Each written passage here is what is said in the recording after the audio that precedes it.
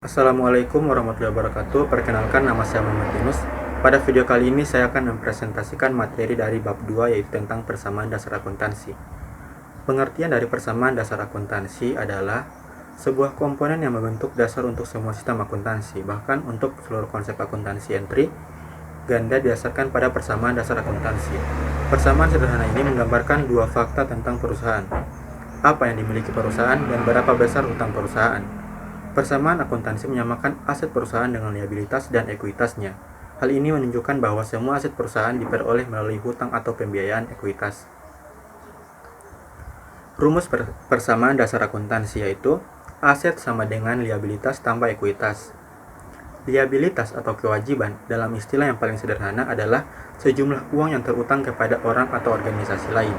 Dengan kata lain, kewajiban adalah klaim kreditor atas aset perusahaan karena ini adalah jumlah aset yang akan dimiliki kreditor jika perusahaan dilikuidasi. Ekuitas mewakili porsi aset perusahaan yang dimiliki oleh pemegang saham atau mitra.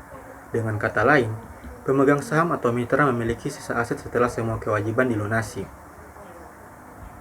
Untuk persamaan dasar akuntansi ada 5, yaitu aset, liabilitas, ekuitas, pendapatan, dan beban. Laporan keuangan terbagi atas 5. Yang pertama, laporan neraca merupakan laporan keuangan yang menunjukkan posisi dan informasi keuangan sebuah perusahaan. Berikut contohnya. Laporan laba rugi. Laporan laba rugi atau income statement atau profit and loss statement merupakan laporan keuangan yang berfungsi untuk menilai kinerja keuangan, apakah perusahaan mengalami keuntungan atau kerugian pada satu periode akuntansi. Berikut contohnya. Laporan perubahan modal. Laporan perubahan modal adalah laporan yang menggambarkan perubahan baik berupa peningkatan atau penurunan aktiva bersih selama satu periode. Pada saat awal pendirian perusahaan, Anda sebagai pemilik perusahaan pasti menyetorkan modalnya. Berikut contohnya. Selanjutnya, laporan arus kas.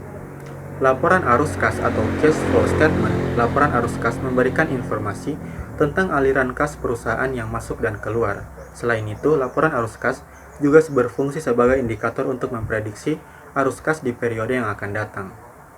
Berikut contohnya. Yang terakhir adalah catatan atas laporan keuangan.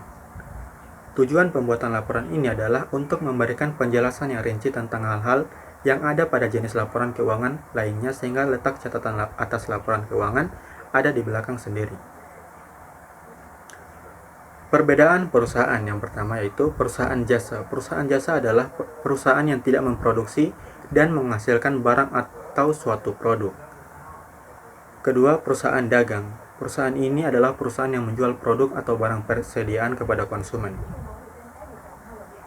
Ketiga, perusahaan manufaktur. Perusahaan manufaktur atau yang biasa disebut pabrik merupakan perusahaan yang memproduksi bahan baku mentah menjadi barang atau produk setengah jadi ataupun menjadi barang atau produk jadi untuk kemudian dijual kepada konsumen. Yang keempat adalah perusahaan UMKM, yakni badan usaha yang dikelola oleh perorangan, contohnya warung pedagang kaki lima. Yang terakhir adalah pemerintah. Perusahaan pemerintah yakni perusahaan yang kepemilikannya dipegang oleh pemerintah pusat. Ya, itulah presentasi dari materi bab 2. Bila ada kekurangan mohon dimaafkan. Wabillahi taufiq wal hidayah. Wassalamualaikum warahmatullahi wabarakatuh.